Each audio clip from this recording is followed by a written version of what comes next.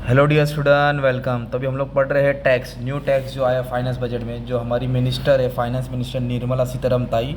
तो फिर उन्होंने उन्होंने नहीं मतलब पूरी टीम ने, जो फाइनेंस मिनिस्टर इंडिया के, तो क्या रेट आया, राइट। तो stock market, equity share, option trading, tax slab सब डिस्कस करते हैं। तो सबसे पहले जो स्टॉक मार्केट का है ना, कैपिटल गेन, एक शॉर्ट टर्म होता है, एक लॉन्ग टर्म होता है। शॉर्ट टर्म मतलब लेस देन 1 ईयर।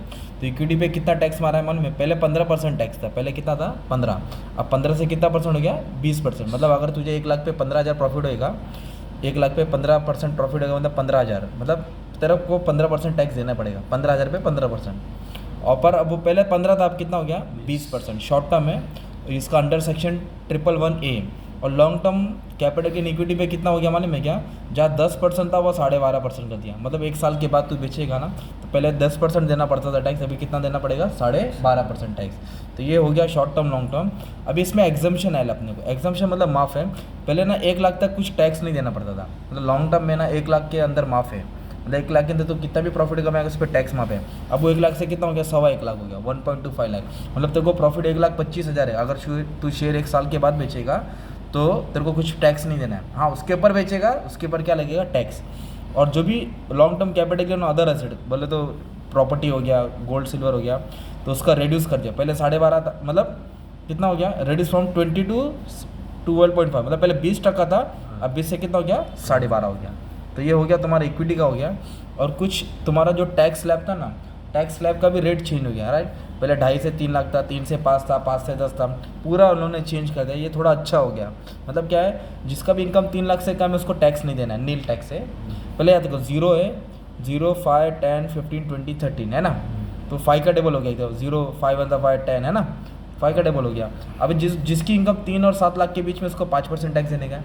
जिसका इनकम 7 लाख से ज़्यादा और 10 लाख से कम है, उसको 10% टैक्स में आएगा, ये स्लैब में आएगा। और जिसका इनकम 10 लाख और 12 लाख के बीच में, उसको 15% देना है। और 12 और 15 लाख के हुए बीच में तो 20%। और जो भी 15 लाख के ऊपर कमाएगा उसको 30%। मतलब जो साल का 1 करोड़ कमाता है ना, साल का 1 करोड़, तो उसको 30 लाख टैक्स देना पड़ेगा गवर्नमेंट की तिजोरी में डालना है। और फिर स्टैंडर्ड डिडक्शन जो सैलरी का था 50,000 था। सैलरीड पर्सन को कितना डिडक्शन था? 50। तो 50 से कितना कर दिया उन लोगों ने? 75,000। कितना कर दिया? 75। तो सैलरीड पर्सन को डिडक्शन मिल रहा है, स्टैंडर्ड डिडक्शन। जो पहले 50 था, अब 75 आ गया। और जो फैमिली पेंशन का एग्जाम्पशन कितना हो गया? मैंने पहले 15,000 माफ था ना, अब कितना हुआ? 15 से कितना कर दिया? 25,000।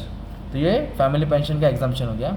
और जो फ्यूचर ऑप्शन में ट्रेड करते हैं, है ना, शॉर्ट टर्म खरीदना बेचना, बैंक निफ्टी, तो जो शॉर्ट टर्म ट्रेड होता है ना फ्यूचर में, वो बढ़ गया है। पहले 0.02% था, अब कितना हो गया? 0.125। मतलब जहाँ 200 रुपये देते, जहाँ पहले 12 रुपये देते, अब 200 रुपये देना है ना।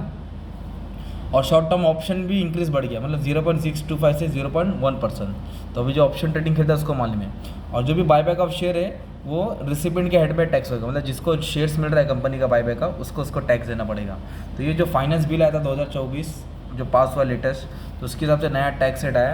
और जो सीए के बच्चे हैं तो उन लोगों को भी पुराना एक्ट फॉलो करना है। जो 2024 के बाद एग्ज़ाम, मतलब 25 में एग्ज़ाम देंगे ना, उसके बाद उसको फिर ये टैक्स रेट फॉलो करना है, ठीक है। तो ये था तुम्हारा कुछ tax new regime, tax slab, capital market, short term long term. तो हम लोगों ने थोड़ा बहुत tax deduction, exemption, new rate कितना कम हो कितना बड़ा, वो हम लोगों ने डिस्कस कर लिया, ठीक है। चलो, thank you very much and love you all.